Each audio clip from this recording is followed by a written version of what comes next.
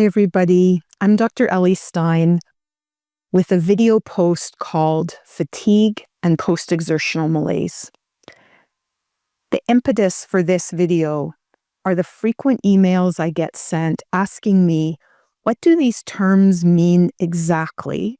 How do I know if what I'm experiencing is fatigue or is PEM?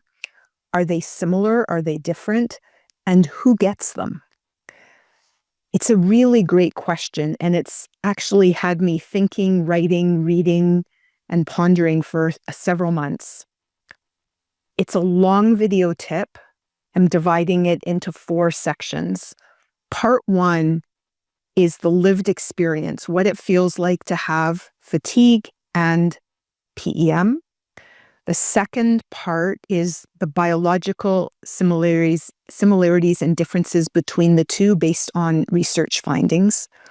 Part 3 are potential causes of fatigue and PEM. And part 4, I'm going to share some emerging treatment strategies. So this is part 1, the lived experience of fatigue and post-exertional malaise. So what does it feel like to have each of these symptoms? I'm going to share some personal narratives from people who have the symptoms so that you can figure out what applies to you. As you'll see as we go through the 4 parts, whether you have fatigue alone or fatigue plus PEM is quite important because how you manage the symptom or symptoms differs. So pay attention. It's not just semantics. So what is fatigue? Fatigue means different things to different people. Most people think of fatigue as a sense of tiredness or lack of energy, usually severe enough to interfere with what you want and need to do. The bottom line is that people with fatigue withdraw from activities because they have less capacity to do what they used to be able to do. I recently had a live meeting with members of a Canadian group called the Fibromyalgia Support Network, and the members shared their experience. I'm going to relay some of their lived experiences to you because I think they're very descriptive and very accurate. I want you to note as I run through them how diverse the experiences are. Why? Because fatigue affects every part of the body. So here's some examples. I feel drained of energy, weak. I have nothing left in my battery. I have trouble concentrating and remembering. I feel like I'm wearing a lead blanket or cloak. It's like I've been drugged. My limbs are super heavy. It's hard to walk. Everything requires so much effort. I feel exhausted. It's hard to hold my eyes open. I can't deal emotionally with any unexpected or urgent events, and body pain is high.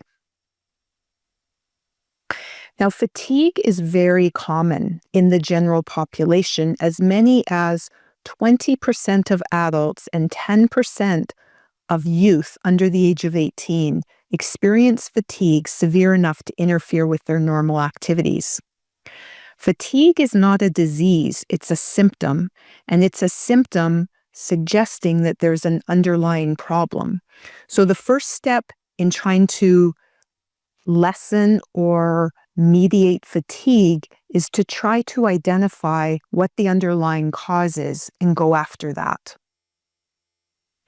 Now, in the general population, fatigue can be related to many things. Some examples include doing too much, right? Working too much, parenting, sandwich generation, looking after a whole bunch of people, not getting enough sleep. Fatigue is commonly associated with most mental health symptoms such as anxiety or depression. It can be diet related. Either the diet is low in nutrition, one has irregular eating patterns, or is eating excessive refined foods, processed foods, sugars. Fatigue is probably often related to our sedentary modern lifestyle, which lacks the necessary stressors our body actually needs to remain healthy and resilient. And of course, fatigue can be a symptom of health conditions, things like anemia, hypothyroidism, diabetes, sleep apnea, cancer, etc. And fatigue is often caused or worsened by medications. Now, what's really interesting is that the fatigue experienced by people who have myalgic encephalomyelitis, chronic fatigue syndrome, and long COVID have some special characteristics that are not experienced by fatigue in otherwise healthy people. Dr. Leonard Jason of DePaul University in Chicago, one of my heroes in the field, has identified 5 fatigue types that are commonly experienced in people with complex chronic diseases, but not in the general population. So here are the 5. Energy fatigue. This is defined as feeling heavy or immobilized without the energy to do anything for long periods.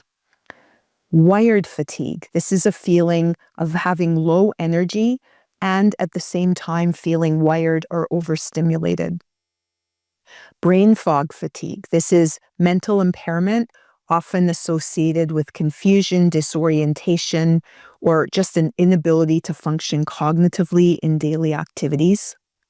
Post-exertional fatigue. This is a feeling of extreme weakness, discomfort, or generally feeling sick after minimal amounts of activity. And lastly, there's flu-like fatigue, which is feeling weak with flu-like symptoms such as fever or chills. Now, in my clinical experience, and I've asked these questions to every patient that I've seen, I think the paper came out in 2010, so for the last 15 years, virtually all people with ME, FM, and more recently long COVID experience, I'm going to say 4 or more of these fatigue types. Conversely, healthy people only experience flu-like fatigue, and they only get it when they actually have an infection like the flu. So it's very, very different. So that's fatigue. Now I'm going to discuss post-exertional malaise. It's a totally different ballgame. PEM, or post-exertional malaise, is the hallmark symptom of ME, myalgic encephalomyelitis, chronic fatigue syndrome, and long COVID. It involves a worsening of fatigue and many other symptoms after relatively minor mental, physical, or emotional exertion. The worsening usually begins within hours to days of the exertion, and by definition lasts for more than 24 hours. People who are more severely ill generally have worse PEM. They crash sooner, more easily, and harder, and it takes them longer to recover. Post-exertional malaise is if not the major cause of disability in people with ME and long COVID. So an understanding of the biology of post-exertional malaise and potentially how to lessen it is of great importance. So I've previously described what fatigue feels like. What about PEM? So here are some examples from participants from that same live session. After an activity, the intensity of which is different for each person, people with PEM experience things like this. Not only can I not repeat the activity again the next day, but I also have a crash right after. It feels like narcolepsy. I have an involuntary need to sleep. It's like hitting a wall or getting hit with a bad flu and a cold at the same time. Every nerve ending is jangling. My whole body is throbbing. PEM is the total inability to be dependable. It's the inability to know how emotion, stress, movement, etc. will affect me or my ability to function. It's a feeling of being weighted down with pain and fatigue. With PEM, I get brain fog. I can't handle stimulation and I have trouble finding words. I feel irritable. Any exercise out of the ordinary, like a bit longer walk, a bit of gardening, extra loads of laundry, will mean that I am deeply fatigued and not up to doing anything the next day.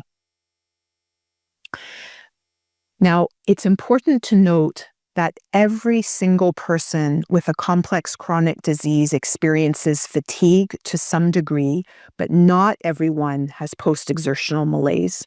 And hopefully the descriptions I've just given you will help you figure out what you experience.